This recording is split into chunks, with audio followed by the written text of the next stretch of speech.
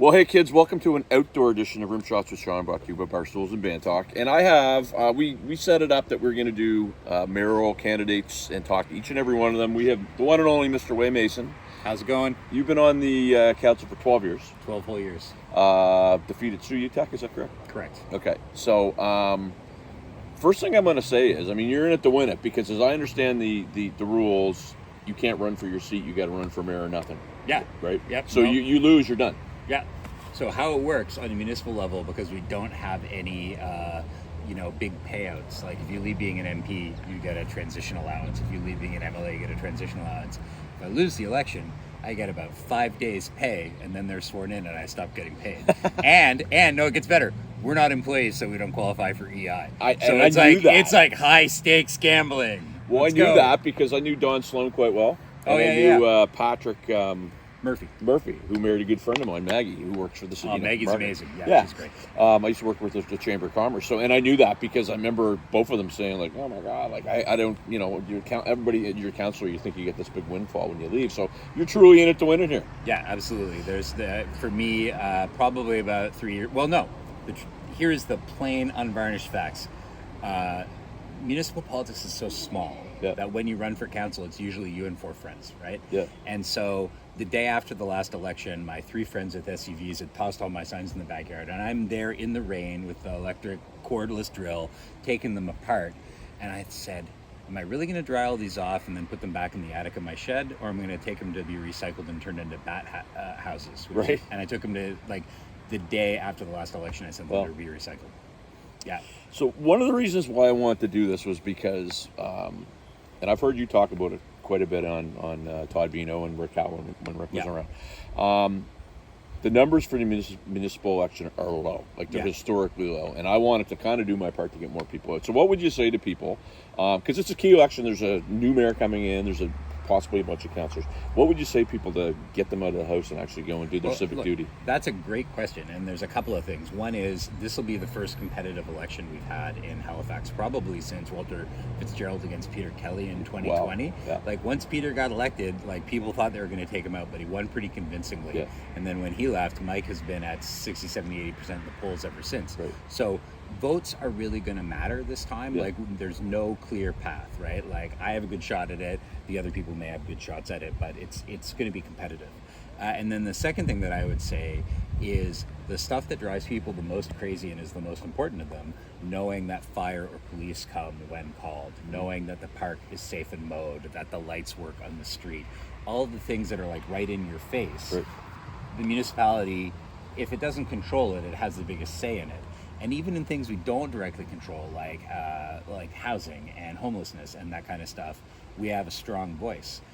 MLAs and MPs don't show up to have an interview with a guy out from Bandtalk about stuff. No, they do right? not. And so we are accessible, and it's funny, it makes you a target, right? Yeah. When you're accessible, you're a target. Yeah. Sam Austin, who's the councillor for Dartmouth, and I are on Reddit.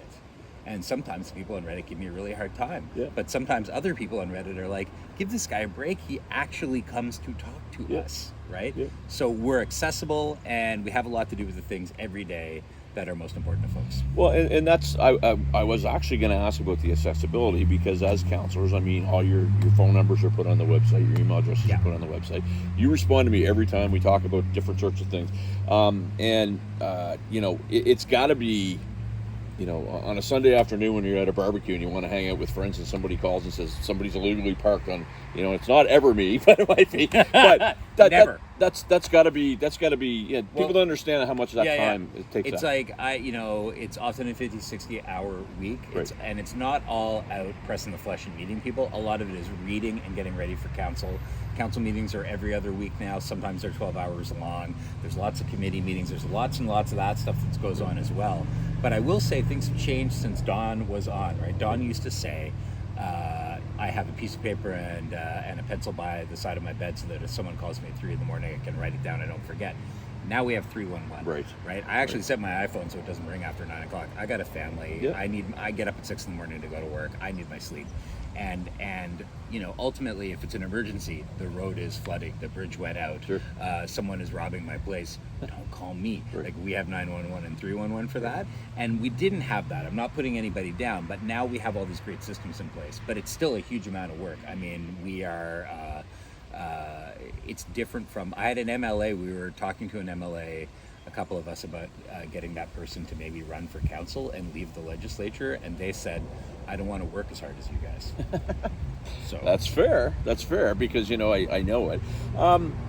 We're going to do 2 segments, I think, here, Way. But one of the things that I used to be one of those geeks that used to watch City Council on Tuesday nights, and I actually enjoyed it because there's some fascinating things that took place, and you get to see the inner workings of how things work. Oftentimes, it would come up that somebody would say, well, you should be doing this, and it was a provincial thing, and you guys couldn't touch it. Yeah. And usually around public works and those types of things. You're going to have to, if you get in, you're going to have a good relationship with the Premier. Yes. What does that look like now? Are you already planning in your head about what may have to take place? Yeah. We had a rough transition when the Conservatives came in, and I think everybody would agree to that. Like, what happened was they came in and they had to learn on the job, as all new governments do. So I don't blame them for what happened, but some of the acts that they brought in to override Halifax's planning, it could have been handled with more finesse, I guess. Yeah. That being said, they've been there 2.5 years now. Things have really calmed down. They made some really good decisions. A lot of stuff they're doing helps people in my community, right? It's hard for me to say everything that's going on with the provincial government is bad when the changes they made to rostering with doctors means that my parents got a doctor for the first time in 3 years, right? On the municipal side, we know that we got to play nice. They don't like it when you push back really hard, so we're gonna, continue to do that. But we've seen different people, like Brendan McGuire crossing the floor and becoming the community services minister. He's excellent. He's been excellent for us. He's been really helping on the housing file. So we're just going to keep calmly, even when the Premier says we're nuts in the media, we're just going to go, okay, Tim, and we're going to keep working, because we know at the staff level and at the ministerial level, we keep working, and usually he is a little bit contrite and he gets to work too, and it's fine, right? Like, I know he made that comment, but there's no point in making a big deal. Well, no, absolutely. So we're going to take a break. We're going to come back with Waye MAson after this. Welcome back to Rimshots with Sean. And this is Mr. Waye MAson's card for mayor. He's currently, and I like what it said on your website, still or currently councillor for District 7. While you're campaigning for mayor. So big workload while that's taking place, or has it really started to happen? No, it's a huge workload all the time. Last weekend was really big. We went out and we're at 7 or 8 events on Saturday. It's 32 degrees. You're dying all the time, so you stay hydrated, right? And then on top of that, on the slow days, I'm trying to take Monday and Tuesday, because we have council every other Tuesday, make sure those are held open to stay on top of council stuff. Sometimes there's stuff to go to. And my poor wife, it's 8 o'clock at night, I'm finally home, and I sit down, and she's like, all right, so tell me about your day. I'm like, I have 40 emails. I'm sorry, sweetie. I'll talk to you tomorrow over breakfast, right? It's a lot. So... For me. Yeah, that's right. It's like, I signed up for this. No, but I mentioned that I watch council, and they always talk about the staff reports, and you guys seem to be inundated with staff reports. Yeah. And I've, in different sorts of vocations, have dealt with city, and I know there's certain bylaws, and there's outdated bylaws, and different sorts of ways and means of doing things and what have you. Is that a part where you go, not another staff report? I mean, I know you have to read them to figure out how you're going to make the proper decision. So as it says right here, for over a decade on council, Waye has stuck his nerdy South End nose, in quotes, in important decisions facing people from Sheet Harbour to Hubbards. I read all the staff reports. Yeah. That's our expert advice. Right. We're supposed to be judging things based on evidence and expert advice. So sometimes they're too long. The summaries should be better. These are all things that we'll work on. Right. And sometimes there's a feeling like, why do you have to ask for a staff report for a simple thing? Well, there's an example. The other day, I won't name the councillor, but the other day, someone walked in a request to rename a street and said they talked to the family. Well, some of the family lives in my district, and I know them, and I called them, and they didn't call the family. They didn't call all the family, right? And so if you follow the policy, you're supposed to submit to the staff committee who does the review and make sure all the family's been talked to, and then it comes as a staff report to council. And so by skipping over all of that, you're potentially, luckily in this case, the family didn't really care, but you don't want to be discussing a family's private business in public live Sure. on cable 10, right? Yeah. So we want to have the policies are there to protect people, but you also can write the reports faster, and they can be clear and they can be written in plain English so everybody can access them. But I love the passion of the staff and the expertise they bring, but ultimately they advise and council decides. Right. We're the deciders, so we can take their advice, but there's always alternatives, and we can do what we think is best for the city. Right. And generally the staff are pretty on point, but sometimes we go a different way. You know, it's funny. I remember this is way back. I mean, it was right around the time of Sunday shopping and Save the View from the Hill and all that, because I was working at the chamber at that point. All that stuff seems to have gone away now. It's just like it was big news, and it's gone away. And now it's things like housing. Yes. Now it's things like every other calls bike lanes. Now it's different sorts of things. What are the hot topics that you've been hearing that you think you're going to have to deal with over the next bit? Well, every community has its concerns, but the top level things here everywhere are housing and affordability. Right? People, my own kids are in their 20s, and one of them and his partner have moved out, and the other one's living at home, and they could all end up living at home again if they get rent evicted. Like, it's a real risk, right? And that's, I love you kids, you can stay as long as you want, but it's a real issue for everybody right now. There's a big terror about it. I was talking to a woman in Fall River, or in Beaverbank. We went to the Strawberry Social at Beaverbank Kinsack on Sunday, and she said to me, my husband died, my pension got cut in half, and now my son-in-law and my daughter are paying most of my rent because I can't afford to live anywhere. So we have an affordability crisis, and we have a housing crisis, and that doesn't even get into power going up, fuel going up, food going up. So I hear those, and what we need to do is we need to work really quickly to look at affordability measures for people who need it, right? Like, there are things we can do to help seniors stay in their homes, to expand the tax exemption that we do. We have programs for low-income people for having a cheaper bus pass, and for being able to access rec as a family for free. And there's a whole bunch of other things that we can do. I think that the seniors should be able to ride the bus for free off peak, not 9 to 10:30 and 4 to 6 when it's packed, right? But like, those buses are moving around, and we all see them. They have to be there, but they're not that full. So let's make it so seniors can ride for free. There's a bunch of things we can do to try and help people around affordability. And then on housing, the big thing, there's two pieces. We've got to move faster on getting approvals done, and we're doing a better job than ever, and more stuff is being built by almost 4 times than this time 10 years ago. So that's great. Right. But it's still not enough to catch up on the problem. Yeah. And then we also need to help the province build more affordable housing. But I mean, let's call it what it is. I mean, a lot of what's going on isn't the city's problem. It's getting pushed down, right? Like, you don't control immigration. You don't control how fast people get to come in the country. Correct. Right? So it's basically, what? Deal with it. I'm not just saying this because of who I'm running against, but the Trudeau government has made a series of policy decisions that have created and exacerbated a national housing crisis. Yeah. A lot of people on Reddit and Twitter will say this is all the city of Halifax's fault, but it's not our fault that we're having the same problems in Moncton, in Edmonton, in Toronto, in Montreal, and everywhere. You're having these problems everywhere, right?